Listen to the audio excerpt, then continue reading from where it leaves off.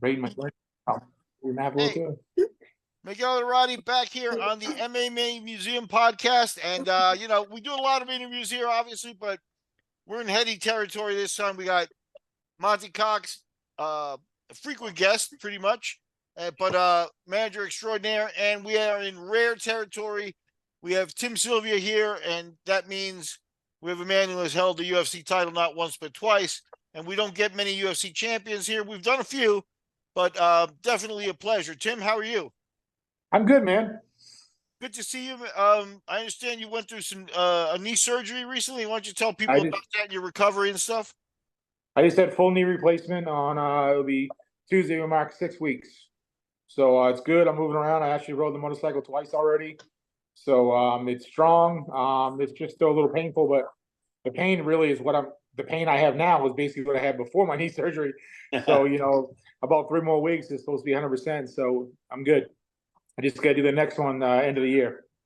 Well, that's good to hear that you're keeping up on the body and trying to maintain because uh you put your body through a lot of grind in the MMA world, and Yeah. as a big man and a guy that people didn't credit you much as an athlete, so like you had to put in a lot of work. Oh yeah. Is that the case? Why don't you talk about your start in a sport, because I know you're from Maine and you probably had some amateur stuff in Maine, That's and fine.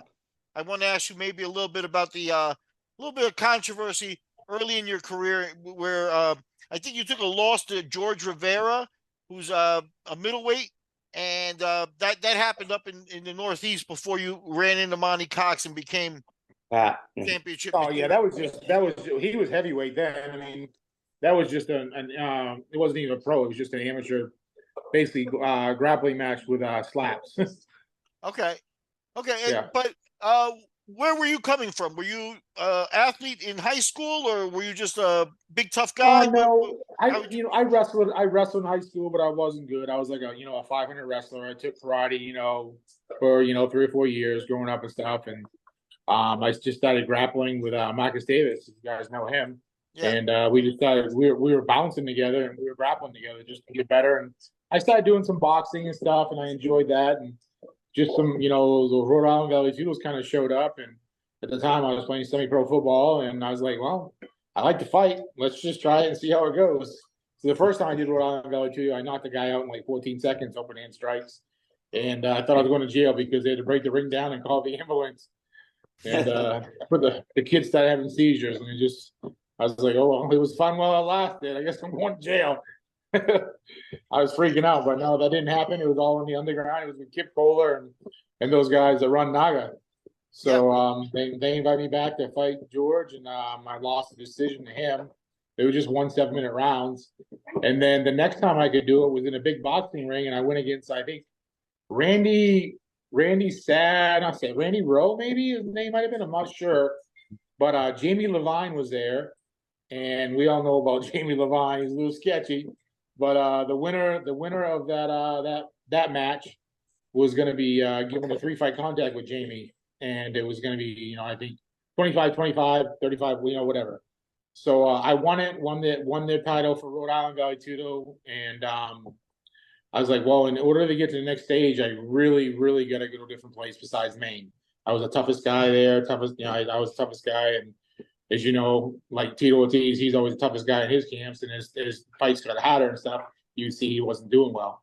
So I went to a UFC and met a bunch of UFC fighters. Miletich in his camp, and Shamrock in his camp, and Tito and his guys. And I knew myself I wanted one of those three camps. And Shamrock was nice, but he just kind of whatever. Same with Tito, he was nice, but whatever.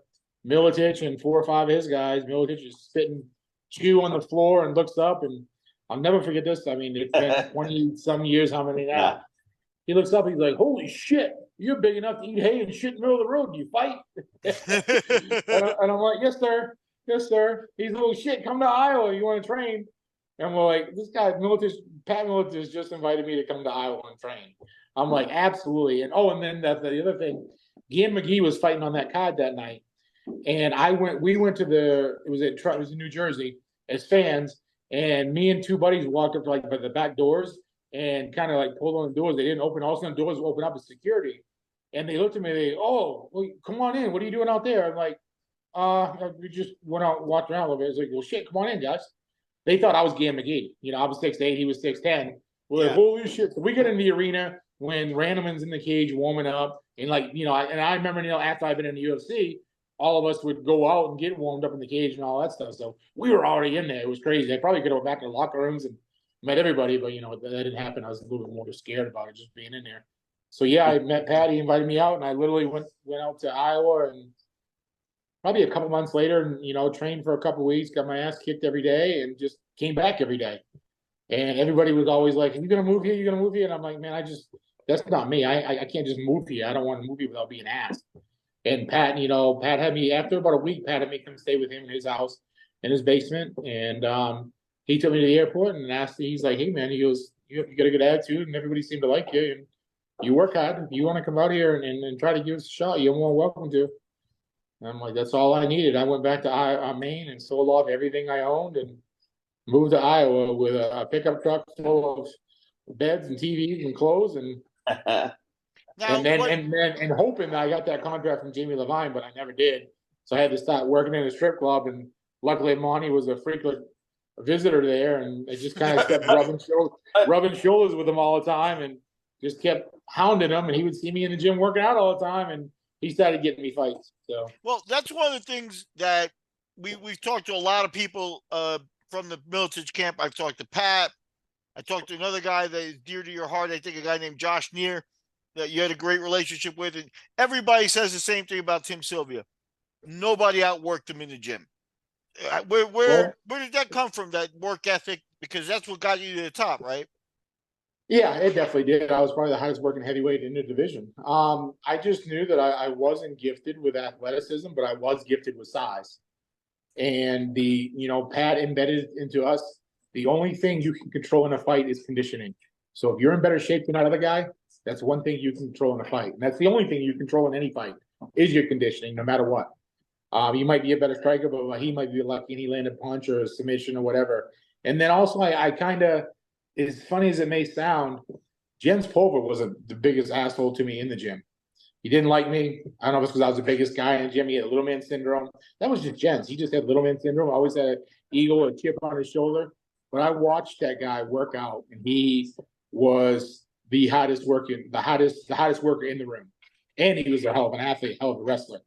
But he would just make me mad all the time and bully me. And it's like, he's the world champion. I didn't smash him, and I probably could have. But I just didn't. I just looked up to him, but I wanted to work out as hard as he could.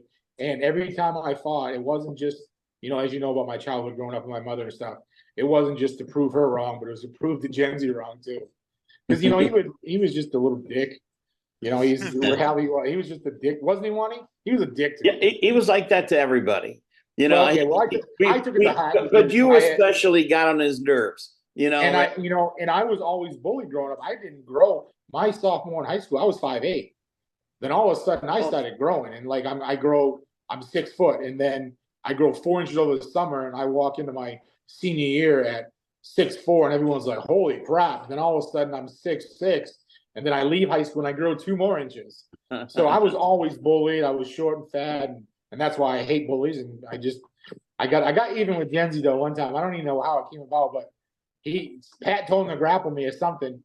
And I did, and I got his back, and I flattened him out and just put my floor on the back of his head. And he started freaking out, and I thought he was tapping, so I kind of let off of him. And when I let off of him, he started swearing and freaking out. I'm like, oh, he still wants to go. So then I flattened him out again, and he was so mad what I did to him. And he stormed out of the room, and I kind of got a good one in there on him.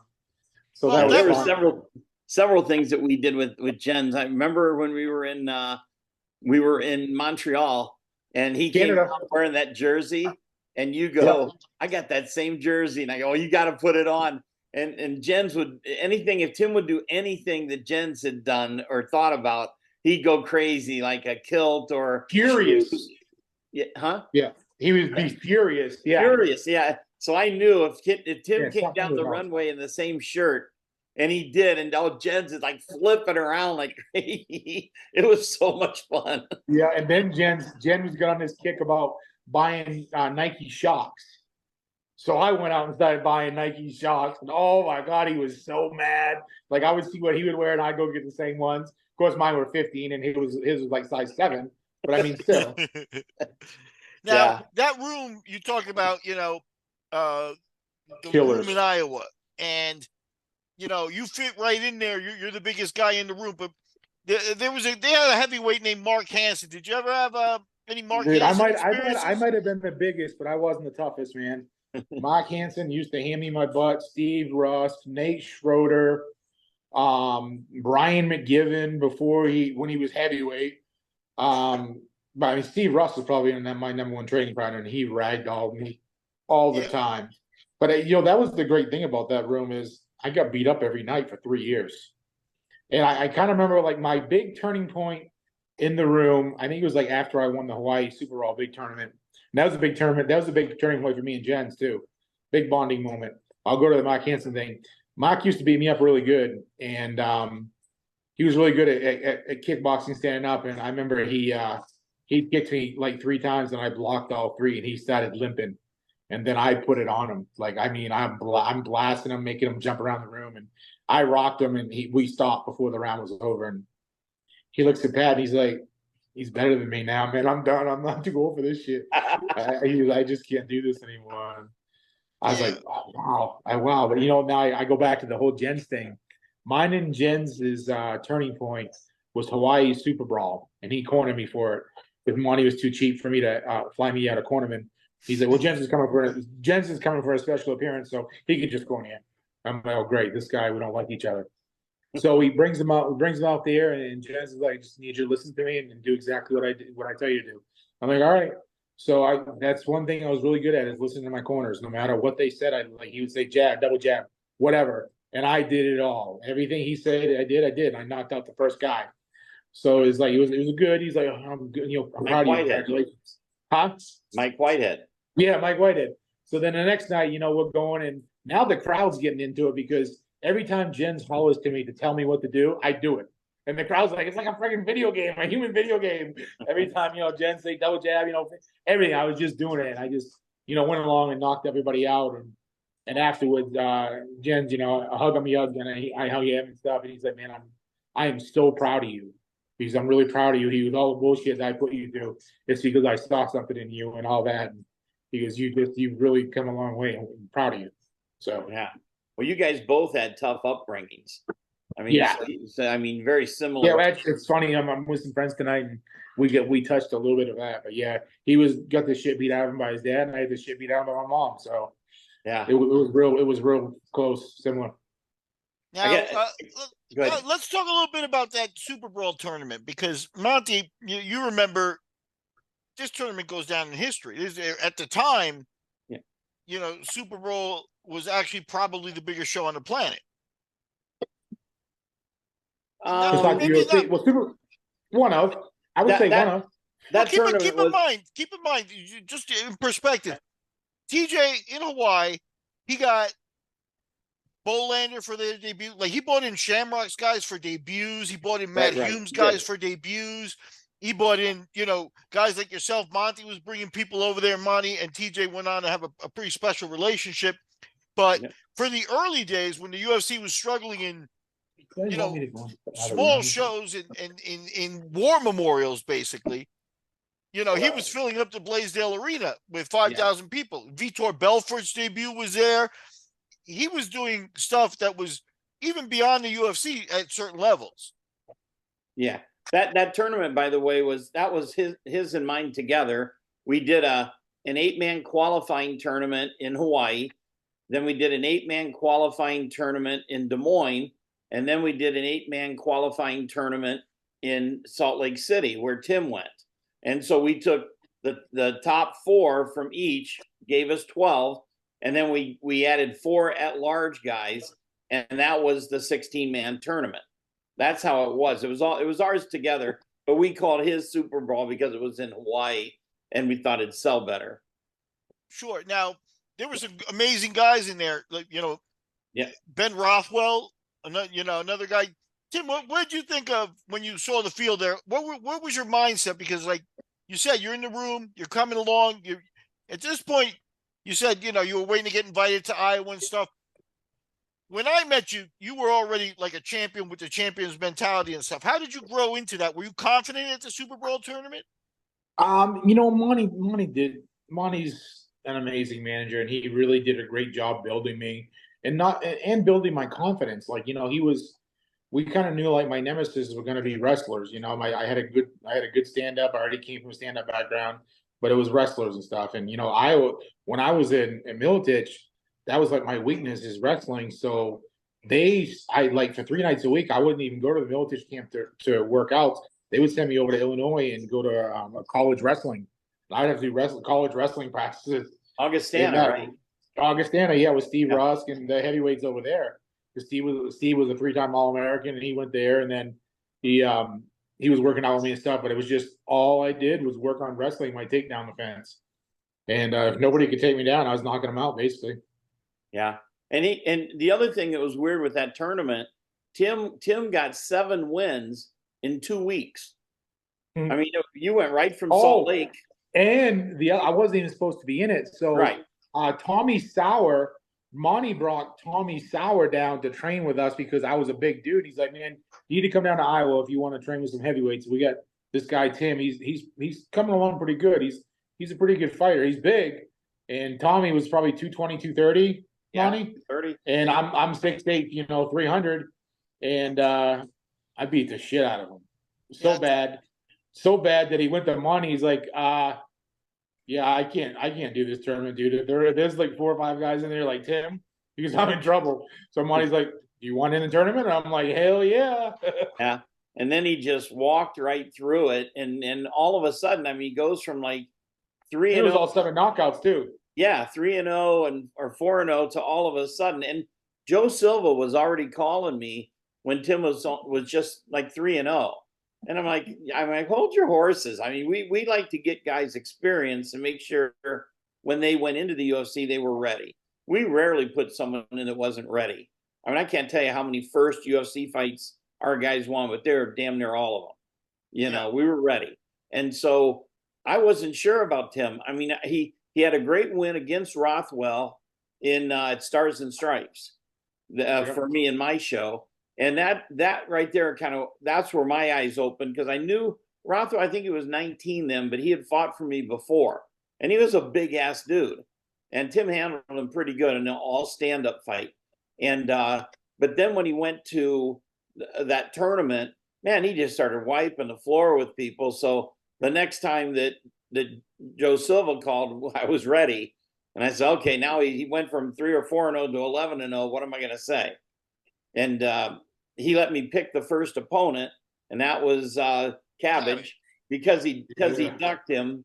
He ducked him in the tournament. He said he broke his arm. He didn't, but he didn't want to. You know, that was TJ going to him saying, you just beat Travis View and a great come from behind. You're never going to be more valuable to me than you are right now. He goes, you're not fighting Tim, and so out he went. And so that was our chance to kind of get him back. And then, real quick, the next thing you were getting a call for a world title for UFC title fight. I mean, holy shit! I mean, fast. Yeah, but we all my showing with Cabbage was amazing. Oh yeah, the UFC wanted me to come in and lose against Rico Rodriguez. Oh, absolutely. Yeah, absolutely. Let's talk a little bit about Cabbage because at this point, I'm sensing you get to call to the UFC, and like I said, I met you. And you had that champion's mentality already where you were very confident, sometimes maybe even like, people might say you were cocky, but with Cabbage, he's tailor-made for you. He's a stand-up guy. He takes punishment, but he's a little smaller than you, a little, and not a great athlete. A lot less reach. And so you were same weight. You had to be sky high going into your UFC debut. I mean, no, I wasn't quite yet because I thought Cabbage had some great stand-up, good heavy hands, and I knew he had some power. So I was a little scared, I guess. Okay, and now Rico had the belt, and then you faced Rico and took the belt.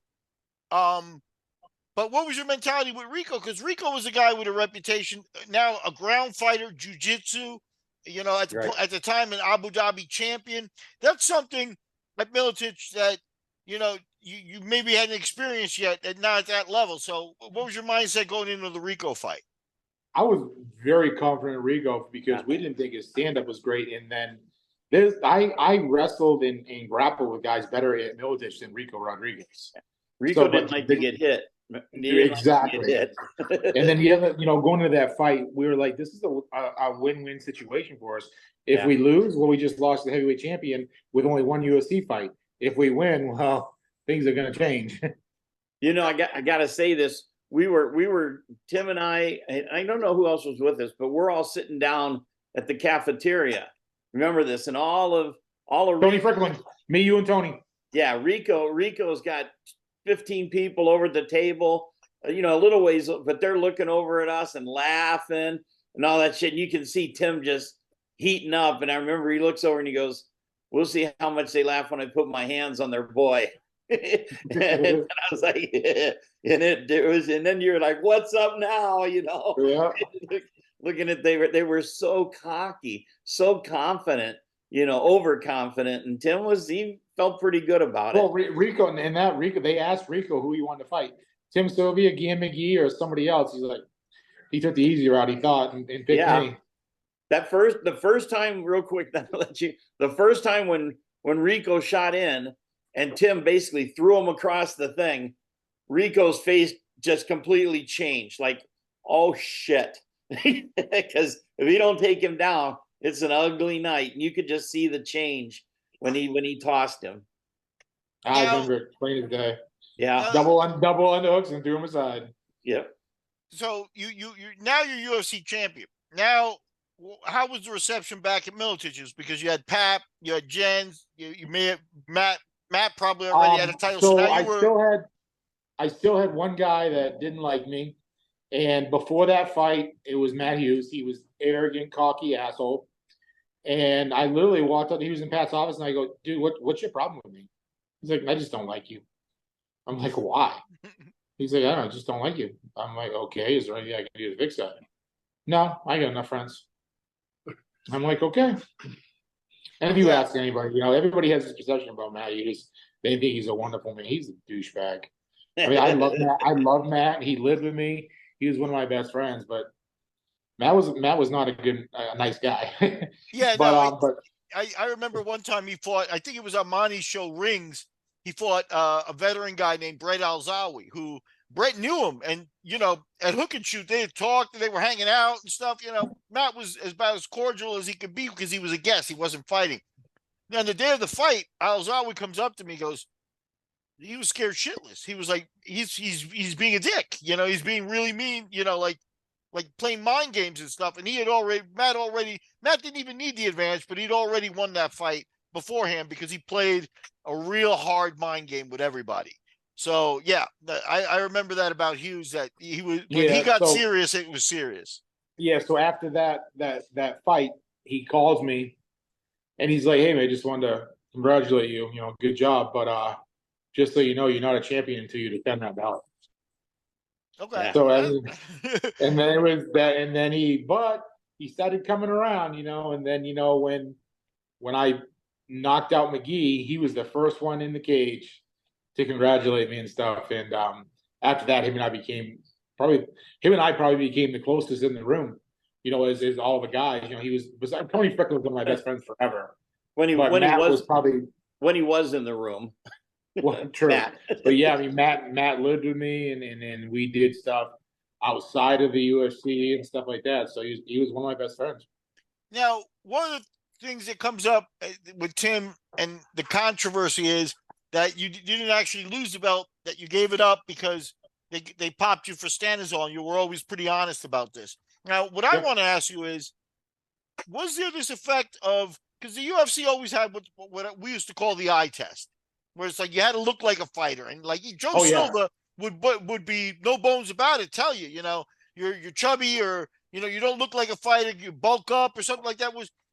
Did that have an effect on you? Was that one part of the reasoning behind, you know, trying to look different, because you were already a world champion? That's why I took it. I wanted that 6-pack abs, so that's why I took it. You know, it wasn't, and Yeah, that's why I took it. And And, I took it. I stopped it. I had to go to Utah 8 weeks before I thought it wasn't taking it for an advantage, and there's no way it would have given me advantage because I had to fly to Utah, and I was scared to death to fly with anything like that in my bags.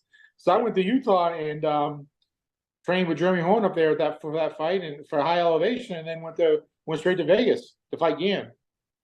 So yeah, but I mean, Dana's like, he called me and I'm like, yep, told him why and what I did and stuff.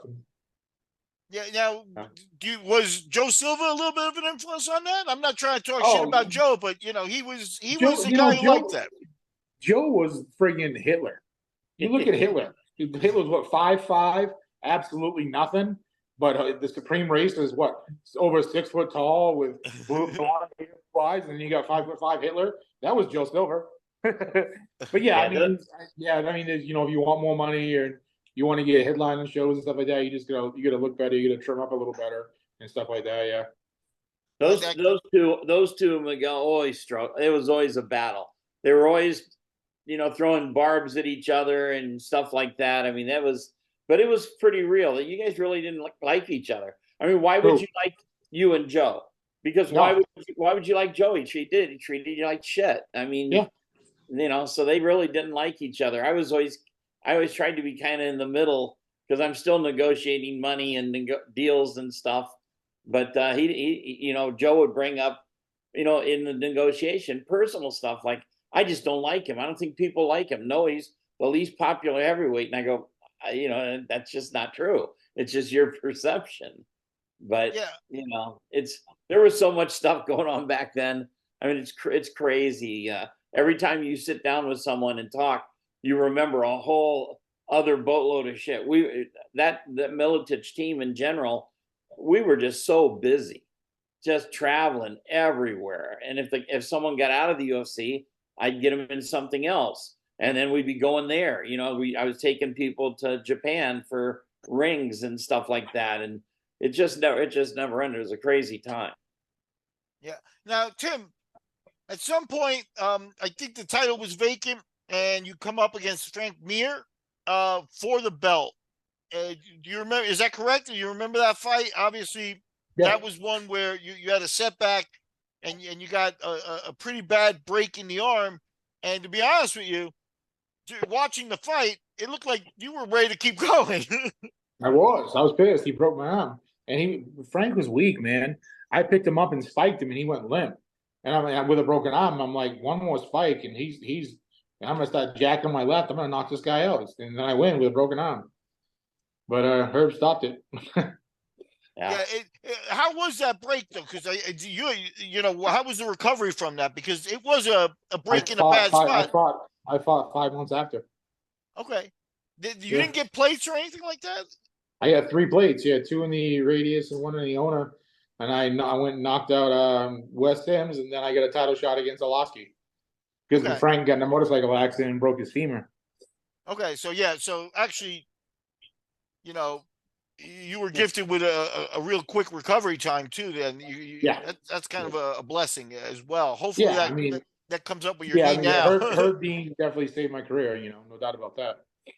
Okay, now that's a good deal. So now talk about the Arlovsky fight, because Arlovsky's another guy.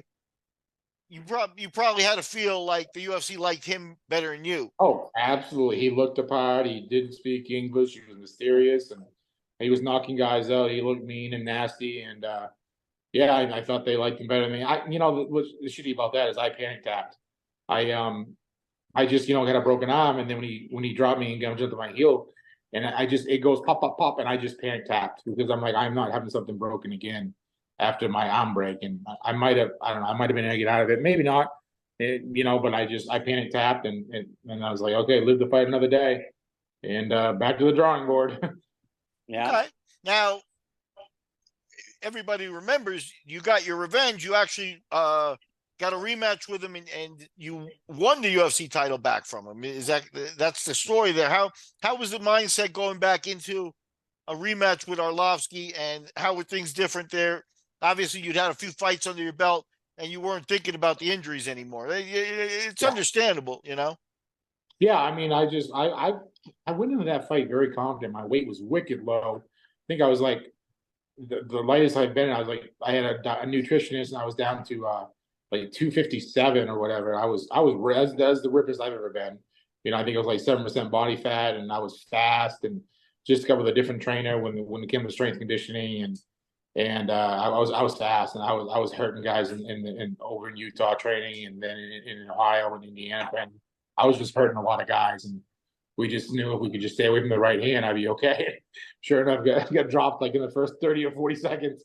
Yeah. But I remember when he dropped me, I automatically thought of the first fight, and I'm like, this is no way this is happening again. And I just kicked him off and got up, and I was still a little rocked, but I just started throwing. I'm like, if he comes in again, I'm hoping to catch him. And sure enough, I did, and then I made sure I jumped on him and put him away. Yeah.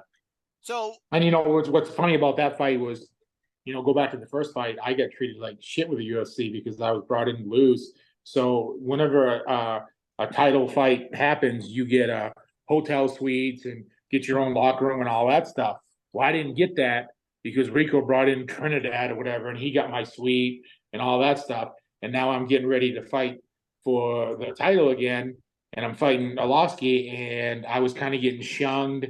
I didn't get my own locker room and all that stuff. And I'm looking at Monty. I'm like, dude, this is Rico all over again. I'm just getting treated like shit. I'm supposed to lose. So let's go out there and prove him wrong. Yeah, that doesn't work with Tim Sylvia. You don't take disrespect, and you're a quiet guy. You probably didn't talk shit to them, but you internalize it and you use it to motivate yourself. That's always been the way I looked at that, because that disrespect could be blatant from them, especially, did you experience that, for example, a couple fights before that, you fought Trey Talligman, and that's the Lions Den guys. And, the Lions Den guys also got golden treatment from them at times, extra entourage and stuff like that. Talk about that. Even though Miletich had 4 champions at one point, it was like Monty's presence kind of was like a pariah for him. The thing with us is we were just, redneck country boys, all of us. I was from Maine, but I moved to Iowa, and we're all just, we didn't care about the limelight. We weren't being fighters for all the fame and the women and the money and all. We were fighters because we just liked to fight. And, with that being said and stuff, and none of us were yes men and no men. Like, Dana was being a jerk, we'd let him know. And they didn't like Monty because Monty had hard negotiations, and he wasn't just like a regular manager. Monty took care of his guys. He wasn't in it to make a dollar. He was in it to make. I was. Well, yeah, but also. Well, but I mean, like they wanted me when I was 3-0, and you wouldn't give them to me. Yeah, exactly. And, things like that. Like there's other managers out there that just get guys killer. Like their first fight's Pedro Hizo. Like Andre Arlovsky, his first UFC fight was Pedro Hizo. How well is that going to go? You're getting brought in to lose, bro. And Monty would never allow something like that to happen. So they, that Joe Silver and Dana and those guys didn't like Monty for that reason. And then I would never put up with Dana's crap. And that's why I'm not in the Hall of Fame. I just never put up with his crap. He tried to run his mouth to me, and I'm like, I don't know who the F you think you're talking to, but you're not going to talk to me that way. I'll smash you. I mean, we had some knockdown, drag out arguments, big time in suites in his office and stuff like that, because I wouldn't let him talk to me the way he tried to talk to other people. Yeah, God bless Monty. That's why I love him, because he's honest. He likes his money, But I did. Oh yeah. At the same time, though, you got the Lions then being like they're negotiating suites and crap like that. And Monty was like, just pay us. Just put in a paycheck. We don't need any of that shit. I really pushed for the money. And I think if you can go back and compare, and we did really well money-wise compared to others, and that was what I always thought was important, was to get as much as we could while we could, because you never know. But we didn't take bad fights. If they weren't good, we didn't take them. Tim, I know you're short on time today. I'm going to ask you one more question, and maybe we can hook up next week or later in the week and continue. Definitely. But we're talking about money, and Monty did the best he could for you there. I remember at one point you were cornering some of the guys on my show, and you were like, I won't even think about a fight for less than like 50,000, and that was your mindset as a champion, stuff like that. Nowadays, how do you feel how do you feel about looking at like a Brock Lesnar or something like that, where, it's really blown up and like you came before? It's funny you brought up Brock Lesnar, because I was still in the UFC when they brought him in, and they want to do contract negotiations, and Monty got the lowdown on what Brock was getting paid, his contract and everything. And Monty went to him. He's like, dude, Tim's the heavyweight champion. This is what we want. And they're like, no, we're not doing it. And we're just like, dude, this guy's had one fight. And he's coming in going to make over $1 million. And you got this guy, Tim Sylvia. He's 17 and 2 or whatever I was. Yeah. It's like, and they wouldn't do it. And then, so then Monty, and I think Monty said to him, was like, okay, let Tim fight Brock. And if Tim wins, he gets Brock's contract as well. And if he loses, then we'll take what you're willing to offer. Like, no, we're not going to do that. We don't want. We think Tim would beat Brock, and we're trying to build Brock. So yeah, that was the straw that broke the camel's back, that fight right there. So with that being said, and you wanted to ask, I kind of gotta let you go. I'm over to some friends' houses, but let's just try to do this again next Sunday. Yeah, part 2. That would be great, Tim. Thank you so much, man, and great catching up already. I'm looking forward to next Sunday, brother. Thank you. Awesome. Think of more questions, and we'll pick up from what happened afterwards. Yeah. Yes, sir. Yes, sir, for Tim. sure. Monty, thank you very Monty, much. thank you. And, yep, I'm just going to cut it off. Thanks, guys. MMA Museum, Miguel Iturrate back here, part 2 with Tim Sylvia and Monte Cox. Dynamic duo, if ever there was one. Heavyweights, both of them. But Tim was a UFC champion, and we cut off right in the midst of I believe the second time you won your title, which was against Arlovsky. Now that was a rematch, and he had beaten you. So let's go ahead and talk about your feelings heading into that fight, confidence, all that stuff. Regain your title, the whole motivation. Well, I mean, the rematch, he didn't beat me. I beat him. Yeah, no, you beat him in the rematch. I think he beat you the first fight. Yeah, oh yeah, he did. He tapped me out in the on a heel hook or Achilles lock or something. I don't quite remember, but like I said, I probably could have kept going and fight it off a little bit, but I just really basically panic attacked because 5 months earlier I had a broken arm and I didn't tap. So I'm like, I don't need to go through this again. No, for sure. So you work your way back with some wins, and you get your rematch with the title on the line. Talk about heading into that second fight. Well, going into that fight, it all felt like the Rico Rodriguez fight. We did have a suite, but we didn't have our own locker room, and I was brought into nobody thought I had a chance. I was supposed to lose this fight, and I don't really think the UFC thought I was going to win either. They liked Arlovsky. He looked the part. He didn't really speak English that great, so he was mysterious, kind of like the whole Fedor thing and stuff. And I was that guy that didn't put up with any shit and didn't kiss any asses. So we can't have Tim.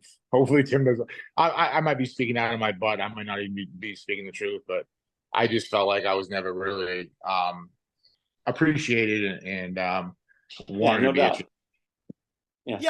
think that's the same way.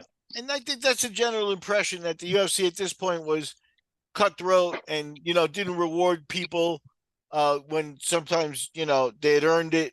And there are, a lot of examples of that sort of thing, and you fall right into that category. Then plus, not getting any love from the matchmaker, they do something to you like, so you beat Arlovsky, you win the belt, now you're 1-1 with Arlovsky, and they rush you right back into a rematch. Now, normally, with a manager like Monte, that's not exactly – is that the right strategy at that point, Monte? What do you think? To take the rematch, or wouldn't you tell them they forced it on you, or wouldn't you tell them, no, he's got to win, so go out and do something? They really didn't give us a lot of leeway with Tim like they did with some of the others. I mean, Tim always wanted to fight. I mean, he's a fighter, and they would threaten, if you don't take this, I don't know when we'll get him in. I don't know. It could be. It wasn't even down the road. It was a forced opportunity. It wasn't even asked. I remember I stayed in California a few extra days, and I was actually on a date with a gal, and we were at the movie theaters, and I just won the title, and Dana White's blowing up my phone, and I sent a couple to voicemail, and he's still blowing me up. He's like, call me now. So I had to go to the theater, and I call him. He's like, hey, he goes, I need you to fight Arlovsky again. I'm like, what? Dude, I just got done fighting him. Can I at least get a break? I mean, I'll fight him again. He's like, well, I need to turn around and have you fight him right away, like the next event, or it was pretty damn quick. I think I only took a week off from training and went right back into training camp. And he begged me and begged me. He's like, I need this. You're gonna be the main event. You're gonna be the highlight and all this. And we weren't even that. I mean, we were the main event, but there was somebody else was on the undercard that took away from the shine of me being the headline. Was it Shamrock or? I'm checking on it now. And you're right. The first time when you won a Forrest? belt, UFC 59, and they rushed you Right. right back in UFC 61 against Arlovsky's the third bout with Arlovsky. Who was the fight, the undercard below me? Tito. Yeah. Frank Mir. No. Who did Tito fight? Oh, Tito and Ken. Yeah, you're right. There you go. Yeah. So that was taking precedent and being hyped more than me and Arlovsky 3. And I was really fucking pissed off about that. And I was even bitter towards Shamrock and Tito, and they're just there to make money and stuff. But I was pissed because I was begged to do this because they needed the main event and this and that. Right. They didn't need it because they could have used that as their main event. So it was just I was just really pissed off about the whole situation, and then and not to mention, I mean, I thought it was a great fight. 2 heavyweights went to war. I don't think it was slow, laxity, or anything, but a lot of people talk shit about the fight. I think I remember hurting him once or twice because he stumbled backwards, but we're both so dangerous and athletic at the time. It's like if I rushed in, I could have got clipped and I could have went down, but it was a methodical fight and I did what I had to do to win, but I just didn't get a lot of credit for it. Yeah, the other thing is when you're the champion, and he's getting an opportunity, he needs to come to fight. He needs to press it. You're the champ. He's got to come and take it away. And right. he acted like he was the champ. He could be backing up and forward back. He didn't come to fight. He was getting the opportunity. Yeah. Yeah, no, I think this falls into that category of Tim won the second fight in about half a round, and the UFC must have convinced themselves, well, he can't beat him again, right, and so they wanted it to happen right away, and then it's interesting. So, Monty, did you get a call from Dana about this situation, or did he talk to Tim directly? Because it looked like Tim took that call. He always went behind our backs, and he would send Joe to talk to me. And Joe never said. He said Dana really wants it and all that. And then Joe would turn and say, "Look, if he doesn't take it, I don't know what we'll do with him. He might not fight for 9 months. He might, and he would kind of do that stuff. But Dana always went behind everybody's back. He did it with everybody. Yeah, he liked direct contact with the fighter, and then he let his smooth talking do the. It wasn't even smooth talking. Was he blunt? I mean, Oh, but yeah. at the same time, did you ever get a fight of the night bonus or any of those things, or was that before after you? I got performance of the night against Jeff Munson. Oh, did you? I gave you percentage there, dickhead. Don't fucking think you forgot. I didn't remember what it was. You didn't remember about it, and I told you. I'm like, you're like, oh, well, nice. And you were kind of like, am I gonna get like 20%? I'm like, yeah, you asshole. Very interesting. But the Arlovsky trilogies, I did get. They gave me a Hummer after I beat him the third time. Cool. Okay. So you not really cool. No, it's not cool because what they need to do is they need to give you like $30,000 on top of that because I had to go home and register and pay sales tax, and it was like $30,000. So I got a free Hummer, but I still had to pay $30,000 for it. It was bullshit. Yeah, that's very interesting. It's funny. Remember they gave the car to Jens, and Jens never drove it because he couldn't afford to license it. Yeah, exactly. You get a Mustang Shelby. Yeah, $60,000. I drove it a couple times, but I drove it too. I beat the shit out of it. Oh boy. So now you mentioned Munson. So Munson is your title defense after Arlovsky. Talk about that fight. And I got a question I'm dying to ask you. Well, I mean, I went into that fight and I hurt my back a little bit, and then afterwards it was hurting even more. But I still thought I performed pretty good. Obviously, you know, all he is a ground guy, and he wanted to take it down and stuff. And I was doing really good, I thought, and then I crossed my feet, and he got a takedown, and I almost submitted him with a triangle, and then straight arm bar, and that gave me some street cred. But a lot of people talk shit about that fight too, and I'm just like, man, I just went to the ground with the number one guy in the world on the ground. Abu Dhabi champ. He couldn't do anything to me. And actually, in that one time he took me down, he was actually on top of me, and I threw a short elbow and I knocked him out, and he collapsed on me. And I said, "John, he's out, he's out, he's out." And all of a sudden he came back too.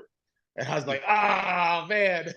And we just kept fighting. So he was on, you know, cruise control. And Jeff and I actually talked about that after. He's like, "Yeah," I don't know what happened. I said, "I hit you with an elbow." All I knew was I woke up and I'm like, I'm on top of you. I'm like, what the hell's going on? And I just kept going. Little did you know you were fighting your second Russian in a row. That's right. Well, here's my question, Tim. I wonder, have you ever heard the rumor that Munson fought with a Whizzinator in his cup so they would be ready for the piss test? It's not a rumor. He told me he did. Him and I become good friends. He's like, "Oh yeah," I use it all the time. But actually, no, I'm sorry, I'm wrong. He did do that, but in that fight, he was really hurt afterwards the fight, and Dan pissed for him for that fight. Dan Lambert did. Okay. All right, that's very interesting information. That came from Munson and Dan. So yeah, that's fantastically funny. That's amazingly funny. But so Munson, like you said, he's a grappler, a world champion grappler. Now sometimes he could be blamed for being a little cautious. Like he got the boring label a lot more than you did in my book. You know what I mean? You know, and I love the guy. We got an interview with him, and he corroborates what you said about that elbow that he got knocked out somewhere in the middle of the fight. But so you won the belt, and now you fought Arlovsky, and now Munson. Now that's 2 title defenses. The UFC still not letting up on you? Nope, not at all. Now I got to fight Randy Couture, and that was the we knew about Brock's contract. Monty found out what he was getting paid, like $350 and $350 plus pay-per-view buys, and that was time for them to renew with me. And we asked for the same thing. They wouldn't give it to us. They wouldn't let us fight Brock. And then they said, "We'll give you 100 and 100, and you can take it or leave it." And at that time, we didn't have any other opportunities, so we had to take it. Yeah. And Couture, obviously a Hall of Famer. Talk about that match. Talk about what you know. Oh, ironically, I mean, Randy's one of my good friends. I actually called him and talked shit when I found out he was actually going to fight me, and we laughed and stuff and just let it go. But so I hurt my back a little bit during Munson, and then during the Couture training camp, I blew out my back. I had 2 bulged discs, and Monty was like, "Dude, you're bad." And I don't know if Monty made the call or someone, if I talked to Dana or whatever, but we told him there's the chance that I won't be able to fight, and they were fucking furious. And they said if I didn't fight, I was going to be stripped of the belt. So I went in. They're very compassionate. Yeah. I went into the fight with 2 bulge discs and blew another one out during the fight. And the other thing is I just could not get up to fight Randy. He's such a good friend, and I couldn't make that switch. Like myself, I always need animosity to fight someone. I just need to make that switch, and I couldn't make it with Randy. I bet Randy and I have probably sparred over 100 rounds, grappled just as many. Randy flew me out before I was ever in the UFC to do help him fight Arlovsky, and that fight didn't happen because Arlovsky broke his hand, and Randy just kept me there, and we just trained together and stuff. And I never had a problem with Randy on the ground or grappling, you know, but he made the switch and I didn't, and he won that night, you know. Yeah, Randy is one of those guys that when the gate, he hears the click, it's on, and he was always a competitor that was very tough, especially in the early going of the fight. You know, a big guy like you could tire him out, and he wasn't as crisp in the 5th round, but he had a motor, man. I love watching that guy. Yeah, one of my favorites. When Randy fought, didn't after that first knockdown, you weren't even in the rest of the fight. You didn't know what round it was. No, I remember vaguely going into the 2nd round or something, but then I remember going to the second round. I remember bits and pieces of the fight because I remember the fifth round comes because I was out on autopilot. The fifth round, and Pat and Steve are yelling at me. He's like, Pat's like, you need to knock him out. You need to knock him out. This is it. I'm like, what round is this? He's like, this is the fifth fucking round. I'm like, what? Where the hell did 3 and 4 go? How are we in the fifth? I had no idea. Yeah, no, and Randy, I remember watching Randy fight Rico, and I sat 2 seats behind Monte Cox. I think that was in Jersey. Lucky they let you that close. Yeah, that was the last time I went to a UFC. But so now you get Couture. You've defended the belt twice. Any talk of you rematching Couture? Were they gonna offer that up because no, that never, I don't even know what happened. I would have loved to. I had back surgery like a week later after I got out of the fight. I don't know if it was a week. It was probably 2 or 3 weeks because they tried doing cortisone shots and none of it worked. So they're like, we gotta do surgery. So that's what we did. Yeah, and you came back about 6 months later. They gave you Brandon Vera, who at the time was a guy with upward trajectory for them. They thought he'd be moving up, and they liked him. Once again, there I am, another friggin' what's the word I'm looking for? Underdog. Another spoiler. Yeah. Oh yeah. Exactly. Yeah. And that's what happened here. You took a victory. You're on your way back with a win. And then for the last UFC fight here, you get Big Nog. Talk about fighting Nogueira. Yeah, man, I felt great for that fight. Every training camp went great. Everything was perfect. And I had him hurt, I don't know how many times. And I made a mistake because we worked on that in camp. You couldn't bring your leg up too high when you're trying to break his guard because he would hit that roll and go to the guillotine. And I was very aware of that during the first part of the fight. And I don't know if I got submitted in the 3rd or 4th round with him. But third, yeah.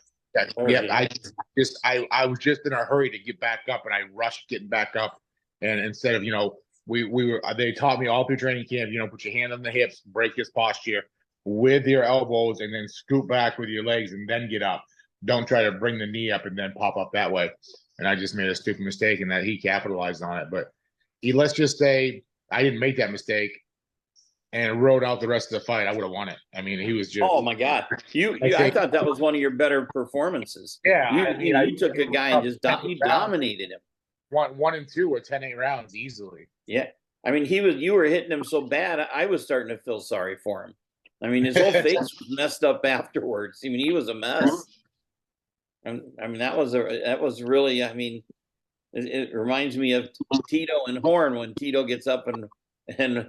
Or Frank Shamrock and Horn. I mean, when he gets up and wipes his brow, that was Nog. He was not going to win that fight. Well, so let me ask you here. And Nog is a good place to start because Nog, by the time he got to UFC, he had already been through his whole long and huge kind of legendary run with Pride. And so you got Pride with Nogueira, you got Josh Barnett, you got obviously Fedor. Yeah, exactly. So now you've got Pride had the did you how does that make you feel that people thought Pride had the better heavyweights? I mean, they probably did. I mean, Pride probably had the better heavyweights. But fair. They were allowed to be juiced up.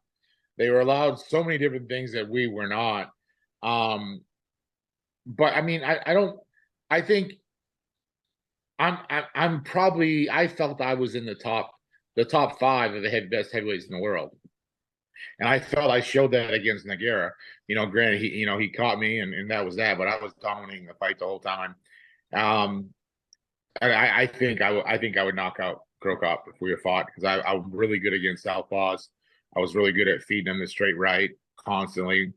And I always march towards their weak side because I sparred so many rounds. Drew McFedry is one of my main sparring partners. He was southpaw. And then whenever Rich Franklin and I would always train, he was southpaw. So I always did really, really well against southpaws. And I knew I would do well against Krokop. that's very interesting stuff. So now Nogueira finds himself in the UFC, fights you. Nogueira goes home with the submission, but in the third round. And as you said, a good performance. And now is a time where your contract is up, and now it's like do or die, right? My contract's not up yet. We still had fights left, but one fight. We had one fight left.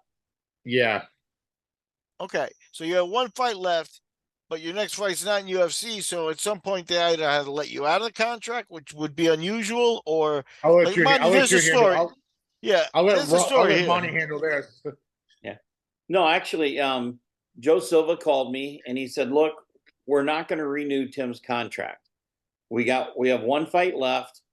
And since we're not going to use him, we're going to put him on the undercard, and that's how it's going to go."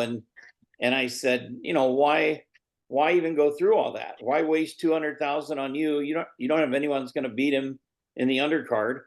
So you're just giving us 200 grand. Let's do this. Don't release us. Let's just mutually agree that the contract is done. And Joe talked to Dana. Dana said, sounds good to him. And then, gosh, I think it took me 2 days to call Affliction and line up the really big fight with Fedor. Right. Now, Tim, talk about, leaving the UFC and then walking into, I would venture to say that Affliction fight was your best payday. Oh yeah. I mean, but I was very confident in that fight. I really thought I was going to beat Fedor. Unfortunately, I didn't even get a chance to perform. I didn't even get a chance to get off in that fight. I was healthy, training went good, no injuries. Mine a little injuries, but he hit me with a good shot. I fell down and he just jumped my back and submitted me, and it was just so frustrating because you trained so hard for a fight and you were so confident in the fight that you just did not get a chance to perform, and that's how I felt. I wanted a do-over on that one so bad, and not saying that the same results wouldn't have happened. I just wanted to do over because I just didn't get a chance to perform. Yeah, and that's a noble. I understand it. You can understand the feeling of kind of blue balls almost. You know what I mean? It's like you didn't get a chance to do anything, and that's got to be really disappointing. And according to the record here, you got another decent payday down south against Ray Mercer, where Mercer is a former world champion in boxing and as an Olympian, I believe he was a gold medalist.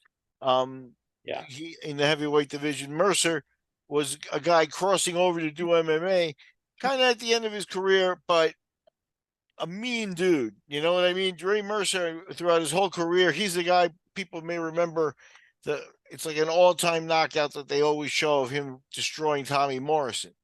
So how was this fight come about? This was on my show. It says Adrenaline MMA. Is that what you were calling it? So so let's go ahead and go through this. Well, first, it wasn't supposed to be a boxing an MMA match. It's supposed to be a boxing match. And where this came about was I was trying to find other avenues for Tim to make money other than MMA, because outside of the UFC, it's difficult. So I thought, what do we got to lose in boxing? Tim's the best boxing heavyweight that they had at the time. He's certainly not just going to fall down against Ray Mercer. And what if we win that? What does that do for us? I mean, the money in heavyweight boxing is outrageous. What if? I mean, so that's what we were doing. And then that Ray Serb from Pennsylvania, everywhere I tried to do the fight, he kept saying, you couldn't do it. You can't do it. And he said, Tim doesn't have any experience.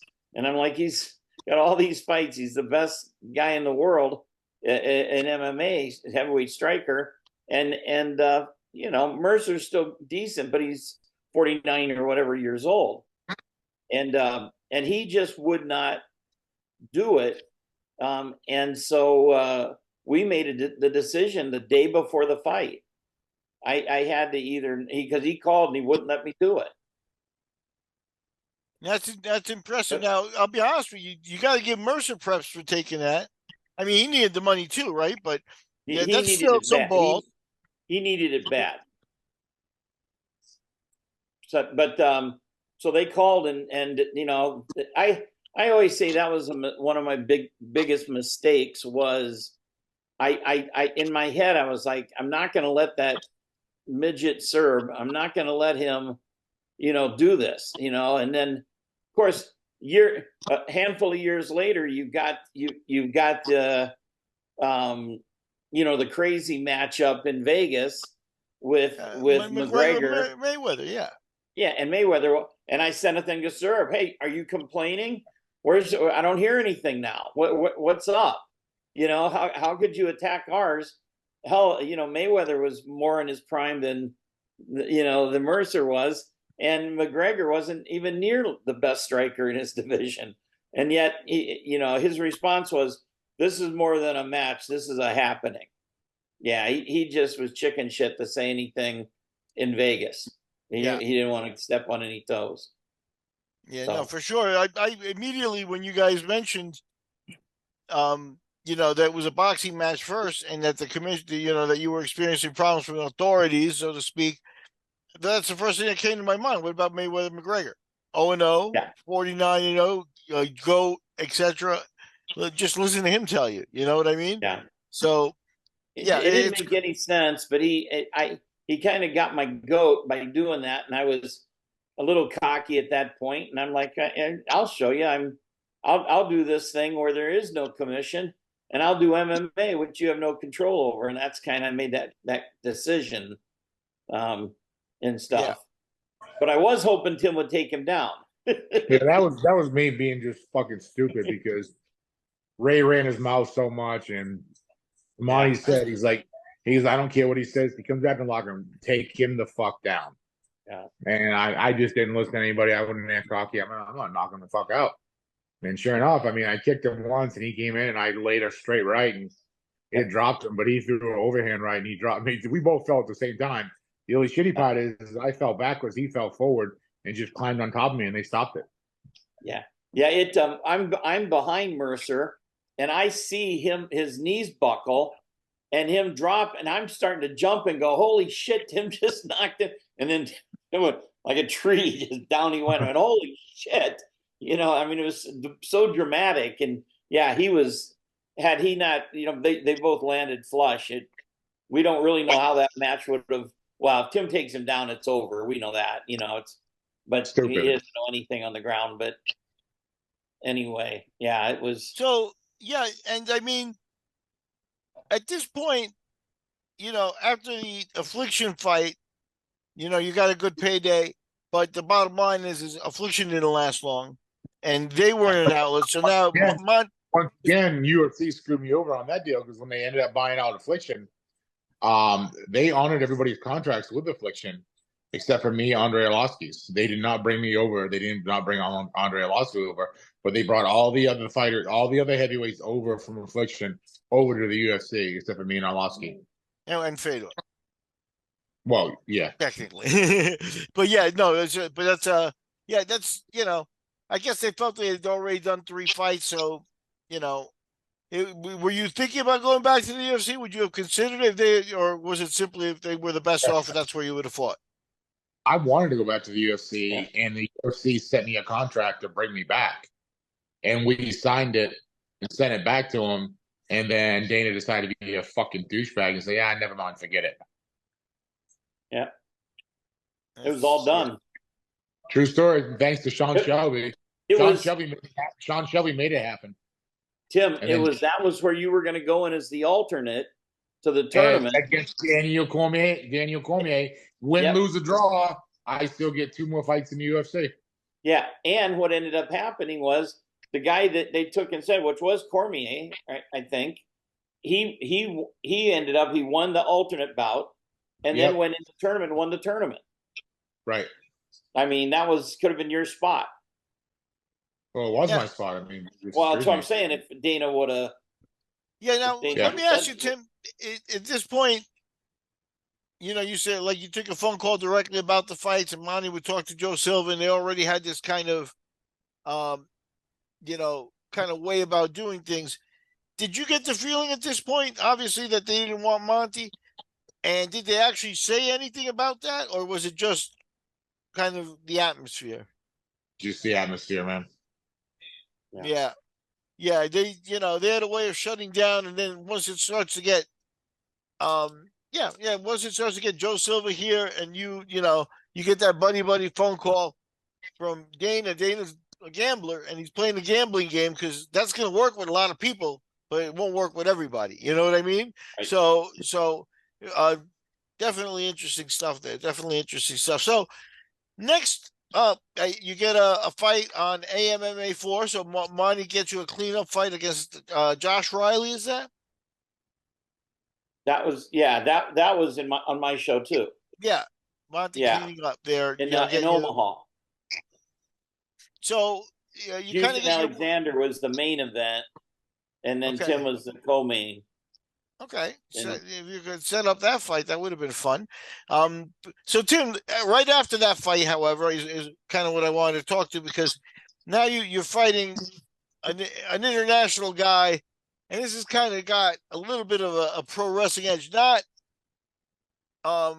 because the guy didn't come to fight and it wasn't a real fight, but because there was a lot of showmanship behind the strong man from Poland. I'm not even going to know how to pronounce his name correctly. Pudzianowski. Yeah, Pudzianowski, Marius.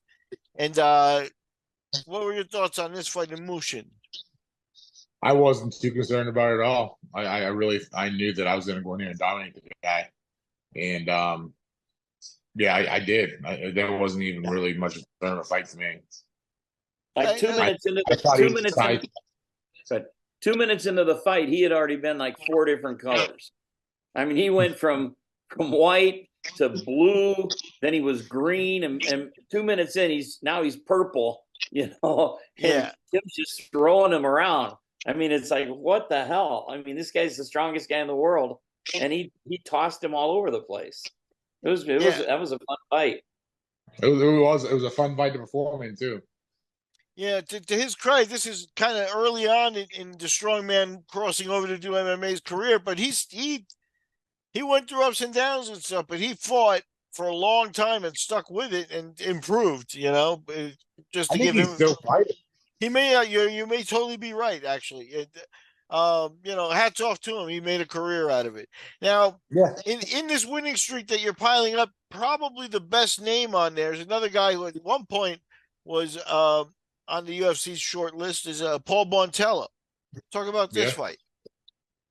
I felt great for that fight too, and I always wanted to fight Paul because I knew that I was a better striker than him. He was a good striker, but I knew I was better than him, and I always wanted to fight him for that reason. I knew it was going to be a stand-up fight. Nobody's shooting any takedowns. Let's just see who can stand up and bang and who's going to win. And obviously, we saw how it turned out. But I guess he wasn't ready for me to kick him like I did. So it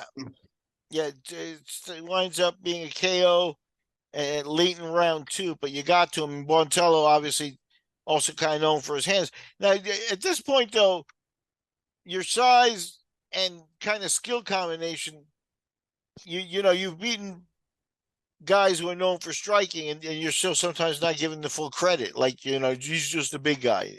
That's not really the case. You combine it with a lot of work. Oh, yeah. So as we continue now here, what's going on here? You won against Bontello. You won against Lucero. What are you looking at as far as what's going to motivate you? Are you looking for a big fight? What's on the horizon? The UFC you're ruling out. I don't know. Monty is just giving me fights. It is what it is. I don't really. Yeah. All you can do, Miguel, all you can do in that situation is try to just keep winning and keep your name out there, so that when something does happen, like there's an opening, they go, well, what's Tim been doing? You go, oh shit, he's won 5 in a row.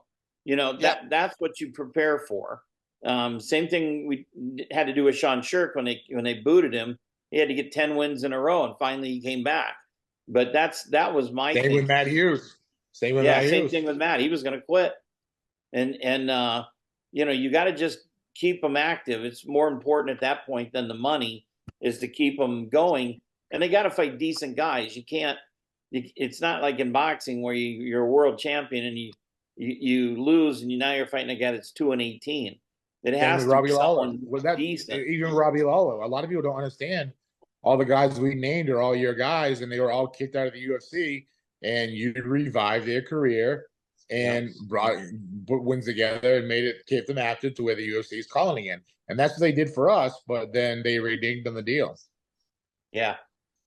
Yeah. So, and I'll tell you, it's tough with a guy like Tim.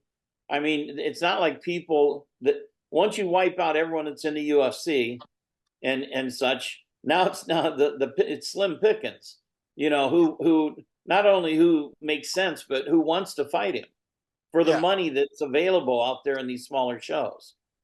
Yep. It becomes quite a little dilemma. Now, at some point here, we are on a 7-1 streak, which, should get the UFC's attention. We already know that wasn't the case.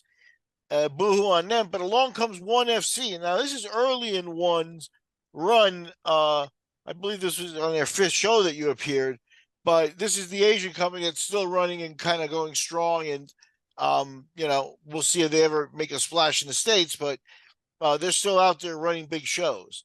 So what was your experience like with ONE? Because it looks like they put you in with Arlovsky. Talk about this. I didn't want to take that fight. Monty just said we had to. I was just like, man, I fought this guy 3 times. I have no interest in fighting him again. It's not what I wanted, but we just needed. That was the best fight for us at that time. That was the best payday, and we just did it. Yeah. Yeah. Now, it says no contest, Tim. Why don't you describe what happened in the ring?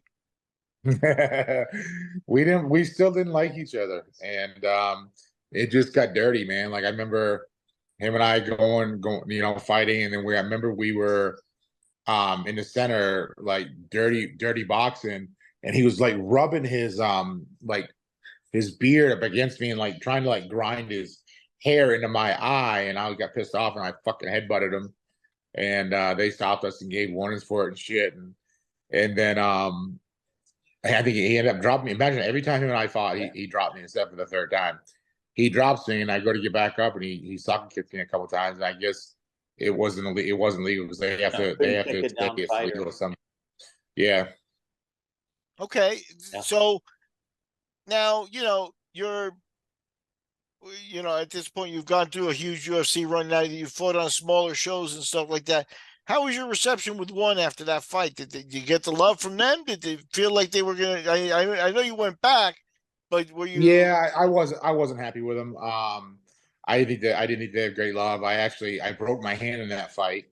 I told them in the back when they were wrapping my hands, I'm like, more and more, they wouldn't wrap my hands the way I wanted them wrapped.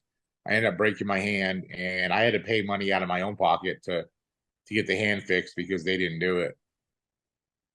Okay. All right. But you went back anyway. So obviously maybe they signed you to a 2-fight deal, Monty. What was the deal with ONE? 3-fight deal. Yeah. Monty, what was that contract like? Just at a high level, was it how different than the UFC's contract is it? They weren't that high of a level though. I mean, they were just kind of getting started. They were kind of built around the judo gold medalist, Ishii. I mean, that was kind of the thing. They were looking for anyone to fight Ishii, and that's why they wanted heavyweights and such. But I don't remember the exact money, Tim, and I don't think it was. I think it was 30. 30 is 20, 20, 30, 30, 40, 40, I think. Okay. There you go. Okay. So I mean, at the time, better than we're going to get back here. Back here. Sure, for sure. Especially if the UFC isn't going to call on the smaller shows, that's not materializing easily. So now, somewhere in this, you get the one fight with Arlovsky called the no contest. Your next outing after that is against Ishii, Satoshi Ishii, the Japanese judo gold medalist that they're bringing along. And this is on none other than Antonio Inoki's Bombaye 2012, which is the New Year's Eve event. Talk about this, because this got to be one of the bigger events as far as like memory, like you remember, and like do you like? I beat his ass. I beat his ass every single round, and they gave the decision to him. I got robbed. And the worst part about it, the even worse part was after the fight was over, Ishii came back to my locker room and handed me his shorts and T-shirt, and his cornermen all apologized. And they said, "You won that fight. We apologize. We know we lost." It's really, really, really frustrating because, I mean, he's a gold medalist, and what he might have got one takedown on me. It was just frustrating. It's like, so that's the only shitty part about over fighting Japan. You know, the decisions definitely not too many Americans win a decision over Japanese guys, especially when they're a dominant performance. And yeah, he was also carrying the pressure. They expected him to be a star. It's the New Year's Eve show, for God's sake. You know what I mean? So yeah, it's very interesting because I did get the impression that fight should have gone your way. So that is kind of the beginning of the end here. You go back to one, but now after Bombaye and one, you know, what was your buzz going into this fight with Tony Johnson? Well, before I go into that fight at the Inoki fight, that's when I started having a problem against Ishii. I started having problems with my knees even more. I had to get some cortisone shots so I could fight that fight. And I was supposed to fight like 6 weeks after that fight, and I told Monty I couldn't because my knees were so bad. I needed some time to heal up. And then so I went into I wasn't supposed to fight Anthony Johnson. All training camp, I was fighting training to fight a guy named Tone. I didn't remember the name, but he was a striker. So we're like, we'll finally get a striker. Somebody who's gonna want to stand with us. And like 2 weeks before the fight, he gets hurt or whatever, and then I end up getting a fucking wrestler who's scared to death to even stand with me. And my nemesis has always been wrestlers. You know, if they're eventually going to get me taken down and stuff. And, you know, the fight was, I mean, I don't know how the fight would have ended up because he took me down a lot, but he never really did a lot of damage. And then I remember the third round, I did drop him once. I don't know why I didn't sock upon him, but I should have because it was allowed after that. And he hit me with an elbow and cut me open. And I remember I'm like, I'm fine. I can fight. And they stopped it. And then afterwards, I was pissed off at Matt Hume about it. And his response was, like, we got sponsors to worry about, and we can't have that kind of blood on the show or whatever. So that's why they stopped it. It really fucking pissed me off. Yeah, I could definitely see that. Now, coming back to the States, now that we're talking about, let me just make sure I get the date. That was 2012 New Year. So now you're heading into 2013. By now, Monty, Bellator is out there. And Bellator, you know, has firmly been a number 2 company behind the UFC and known to pay out every once in a while. Somebody goes over there that the UFC let go and they make some money, you know, and then they recycled, you know, a lot of people, even like Ken Shamrock and people like Hoist Gracie. They all fought in Bellator. Was there ever a chance for Tim to go over there and grab some money? Because did they not offer throwing some his way? You know, you can correct me if I'm wrong, Tim, but I think at that time you really started aches and pains and stuff was mounting. It was almost impossible for him to get in the kind of shape that he needed to be in. Yeah. I after, you know, that fight, I actually missed weight. The first time in my whole career I missed weight against Tony. And then the next fight was that Russian guy, and I couldn't run. I couldn't run to get into shape I needed. I'd have to run, you know, 2-3 times a week just to get down to 255. And my knees are just freaking shot. As a matter of fact, Tuesday will be 7 weeks. I had a full knee replacement on the right knee already, and it's doing great. But yeah, my knees is what ended my career. Okay. I was wondering, since you fixed your knee, you want to fight Orlovsky? Well, Tim, is that like, obviously because you were banged up, you know, it's time to go out, your body's letting you know, but did you want to keep, is there a part of you that want to keep fighting, wanted, you know, a world title again, you know? Well, we all have that fighter spirit. I mean, it's always, you want to fight to the day you die. But just my body just said no, I wasn't allowed to. And if I got back into the UFC, I was knowledgeable enough. Like when we signed that contract, I didn't want a title fight, and I didn't think it was really possible to win the title again. But there was a lot of great fights out there at that time that would have been really good for me, like Pat Barry, Chech Congo, There was like half a dozen or more so guys that would have been awesome fights in the UFC for the fans. It would have been just stand up bangers, and I think I would have won them all. But I couldn't have become the UFC champion again at that time. You had guys, like Stipe Miocic and Daniel Cormier and stuff like that, and they were a lot better than me. I trained with Stipe; he was better than me and stuff, and I knew that, and that didn't bother me at all. I won the world title a couple different times, and I was fine with it. I just wanted to get back in the UFC and finish my career there for my family, for my fans and friends, and just end on a positive note. Yep. So that that had a lot to do with the end of my career too. I was really bitter. Yeah, and I could see you have kind of reason to be, because you maintain, even the names you're fighting, even on Monty's show you're doing weird, the Ray Mercer fight is kind of notable, and a big risk that a lot of people wouldn't take, and that sort of stuff. You're trying to do high level stuff.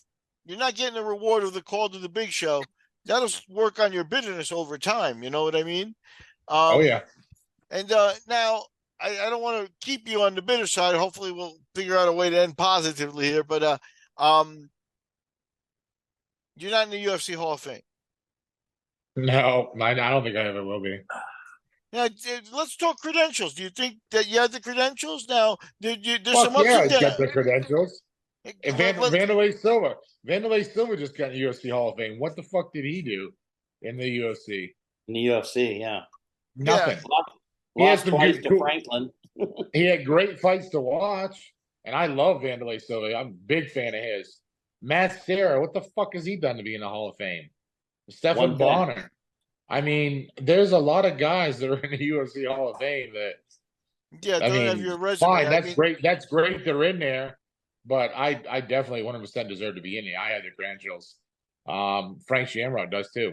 So yeah, no, for sure. You won the UFC belt. The steroid thing made you lose it, so you didn't really lose it in the ring. So that could be looked at with that slight positive, as well. And sure. Then you come back, you seal the deal with Arlovsky, beat him twice in the UFC, so you've defended the belt twice before losing to an all-time great in Randy Couture. No shame in that. That run right there, and then you include the fight with Couture, the fight with Nogueira, the fight with Fedor. You're fighting at the very elite of the game. That was the top of the game right there. And you almost think that they could have not dragged your career, but let you come back in the UFC with a reasonable contract and let you close out there, but was not meant to be. And the Hall of Fame, you've got the Hall of Fame credentials. That's what I started to go in on that. And, they don't let you. Who else? Jens just got in, Monty. So is there a shot for Tim? Are you going to do some soliciting there? I think there's a shot, it's just, they're really scraping right now, and it's one of those things. It's neat. The reason Jens got in was because Brian Butler really pushed it. Had I pushed it, he would have never got in. Dana's not gonna. If I tell Dana to do something, he ain't gonna do it. I mean, we've never been friends or even gotten along. So, we'll have to come up with another way of doing it. Yeah, that's right. You're right that Jens had Brian Butler in his corner as well, pushing for that. And I'm glad it happened for Jens, and I do hope it happens for Tim. I do think it's deserving. Tim, I want to thank you a great deal for setting a couple of weekends aside here to do this with us. But I thought it was important to get I know you're well spoken, that your opinion come online, and I knew that either you or Monty were going to pull any punches, or that there'd be some revealing stuff. And the interview totally met my expectations, dude. I'm very grateful. Thank you very much. Well, good, man. Appreciate it. All right. Yes, sir. I will be in touch when I have the links. It'll probably be up in about 8 days. All right. Thank you, man. Thanks, Sounds guys. good. Thank you very much. Thanks, Tim. And see you soon. Bye-bye. We'll see you.